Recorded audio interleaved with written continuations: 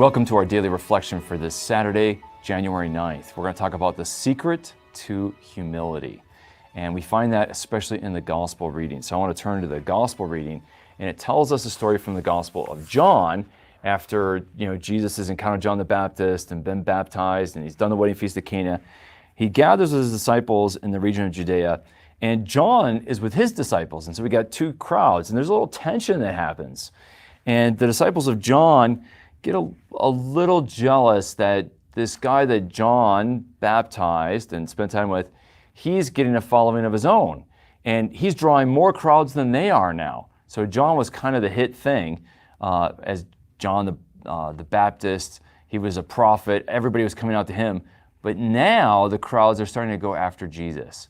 And they come and they complain to John the Baptist about this. What's John going to do? It'd be easy for John to have his ego hurt. Like, wait a minute. I'm this prophet, I'm doing all this ascetical prayer, fasting, and people should be coming to me. God poured out his spirit, and now I'm being eclipsed. And yet John is not angry or hurt. He's humble. And so let's look at why. So one of the things he says, look, the first thing he says to him, no one can receive anything except what is given by heaven. Everything is a gift from God. You take it as a gift, and you don't take it as an entitlement. John's not entitled to have the crowds. He had them for a while, and that was God's plan. But now it's not God's plan. And that came from God, and it was taken by God. That's how John sees it. He sees divine causality, and he ascribes it to God's will, and he submits to God's will. But the key to doing that is that even when he had success, John ascribed that to God as a gift. And it wasn't what it was owed to him. How often in our lives we get accustomed to something. We get accustomed to someone's attention. All of a sudden they move away. And we're so sad and depressed that this was a great friend. They were my friend, and now they're leaving. Well, you know what? We have to see it like John the Baptist did.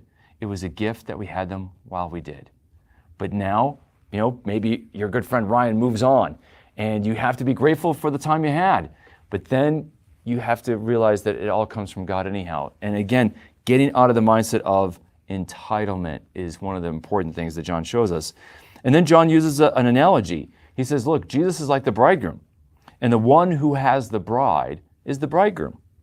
The best man who stands and listens for him rejoices greatly at the bridegroom's voice.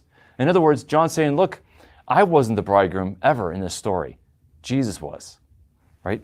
And so I'm the best man of the bridegroom. But I'm happy that the bridegroom has the bride being the people of Israel, the church.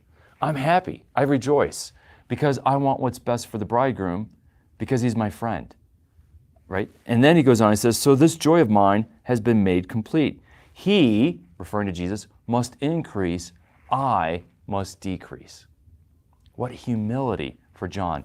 Now, what's the secret to his humility? The problem of pride is that we have self-love. And we love ourselves, and we want the best for ourselves. And so pride is fed by love of self. So how do we have humility, which is the opposite of pride? Humility comes not by hating ourselves. No. Humility comes when we love God and others more than ourselves. So the secret to humility is loving God. John the Baptist loves God the Father. He submits to his will. He loves Jesus. So he's happy that Jesus has the crowds, not him. It's love that's the secret to humility, because love helps us conquer our ego and self-love for the selfless love of others and God. So let's resolve today, where do I lack? Or where do I have self-love where it's too much? And where can I correct that by loving God and loving others? God bless you.